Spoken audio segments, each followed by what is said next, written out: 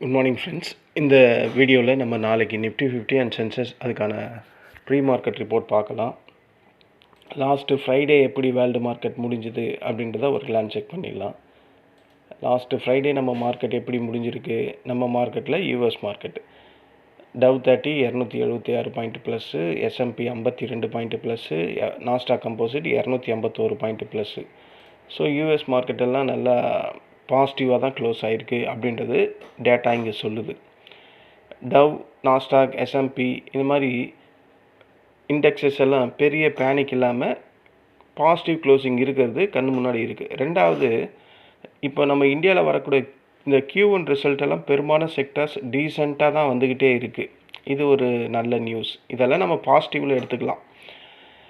மூணாவது, FI flow நெகட்டிவில் இல்லை அப்படின்றது மிகப்பெரிய குட் நியூஸ். அதாவது அவங்க பையிங்கில் இருக்காங்க அப்படின்றது. லாஸ்ட் வெள்ளிக்கிழமை கூட ஒரு 200 கோடிக்கு மேலே கேஷ் மார்க்கெட்டில் பையிங் தான் பண்ணியிருக்காங்க. அதாவது இதுக்கு என்ன, இந்த 3 பாசிட்டிவ் நியூஸுமே என்னென்ன?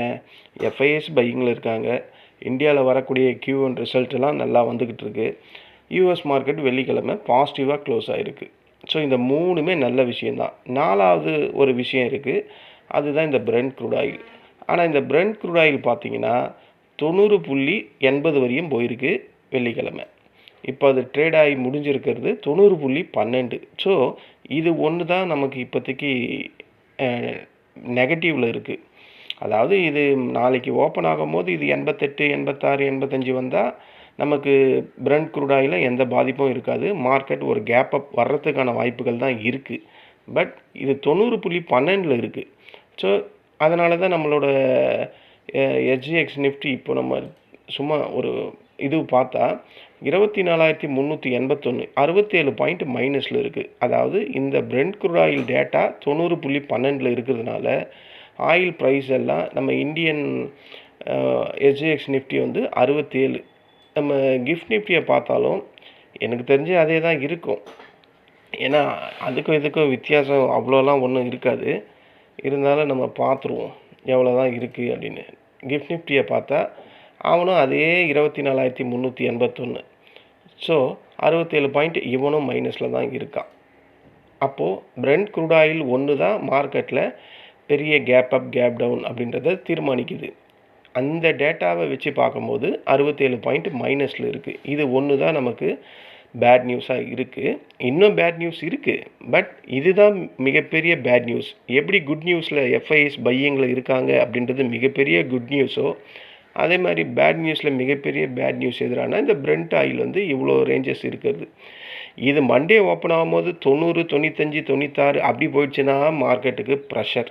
மார்க்கெட் கேப் டவுனில் தான் ஓப்பன் ஆகும். 88, 86, 85 அப்படி கீழே வந்தால் மார்க்கெட் ஒரு சாஃப்டான பாசிட்டிவில் ஓப்பன் ஆகிறதுக்கான வாய்ப்புகள் இருக்குது. இது பேட் நியூஸஸில் இருக்குது. முன்னாடி சொன்னது 3மே குட் நியூஸ். வேறு என்னென்ன பேட் நியூஸ் இருக்குன்னா, ஈரான் USA பிரச்சனை முழுசாக இன்னும் முடியலை. அந்த சண்டை போய்கிட்டு தான் இருக்குது. பேச்சுவார்த்தை அப்படின்ற பேரில் 2 பேரும் மாறி மாறி அவங்களுக்குள்ளே எச்சரிக்கை தான் விடுத்துக்கிட்டு இருக்காங்க.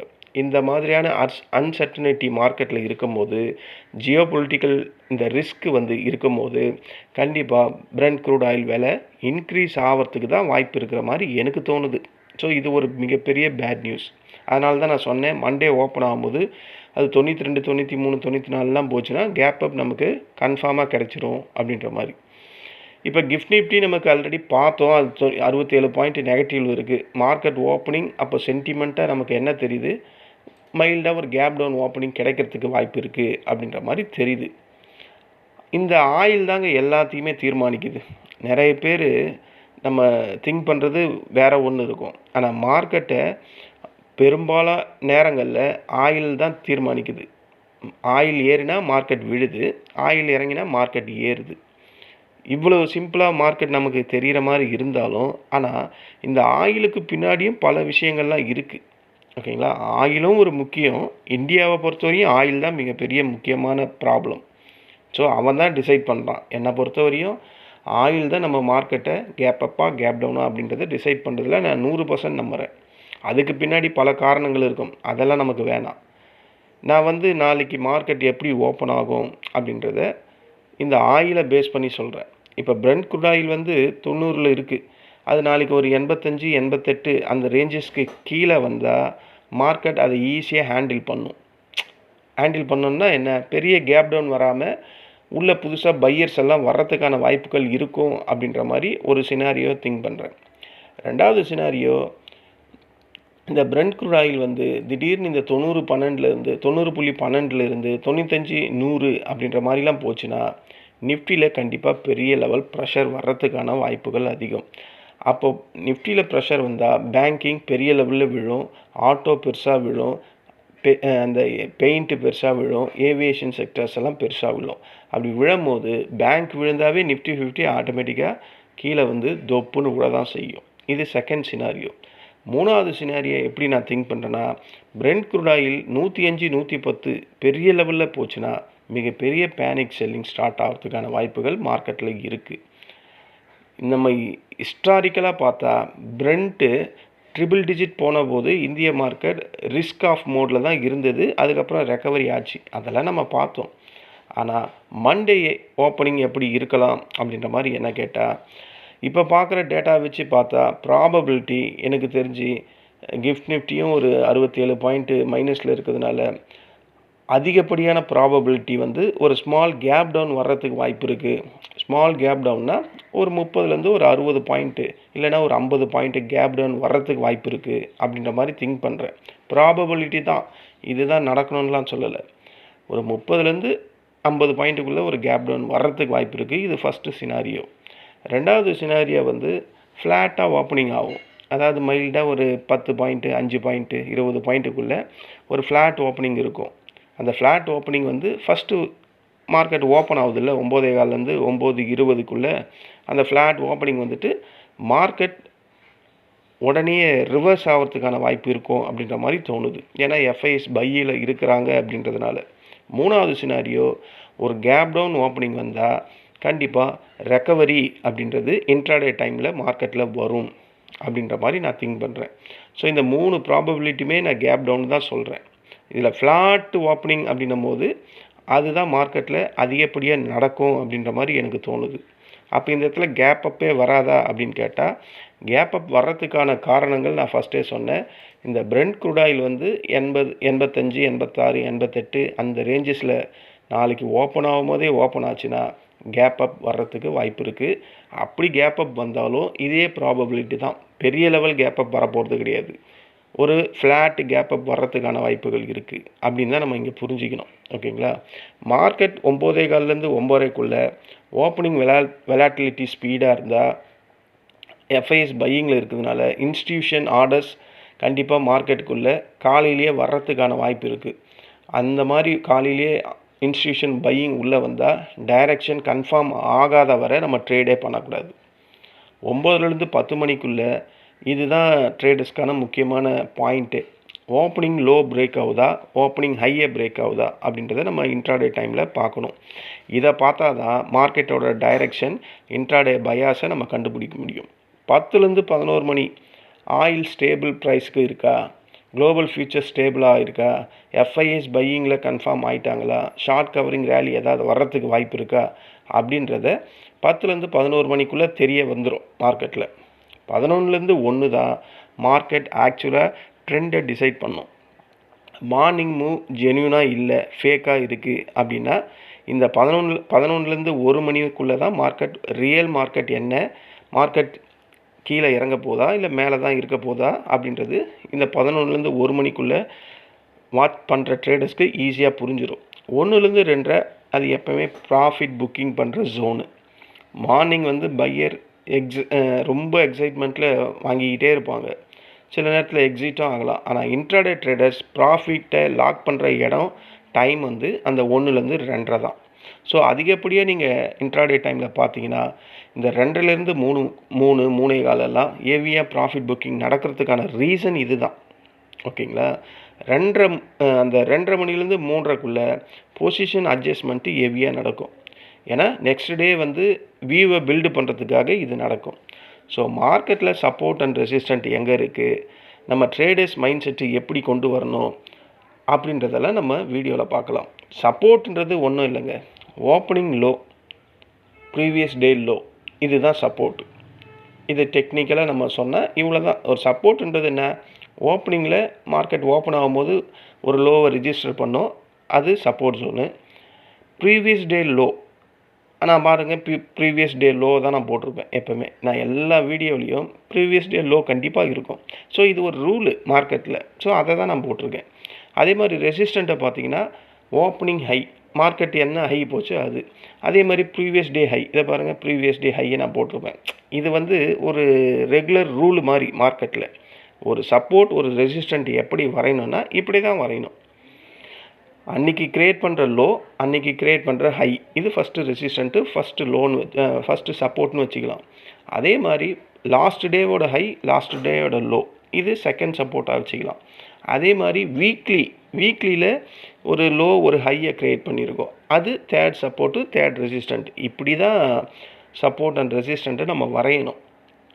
இப்படி வரைஞ்சால் கண்டிப்பாக அது அக்யூரேட்டாக ட்ரேட் ஆகிறதுக்கான வாய்ப்புகள் அதிகம். கேண்டில் சிக்ஸ் பல பேர் சொல்கிறீங்கல்ல, நீங்கள் போடுற அந்த சப்போர்ட்டை தொட்டவுடனே ரிவர்ஸ் ஆகுது, நீங்கள் போட்ட ரெசிஸ்டண்ட்டை தொட்டவுடனே அங்கேருந்து ரிஜெக்ட் ஆகுதுன்னு சொல்கிறீங்கல்ல, நான் இதை வச்சு தான் போடுறேன்.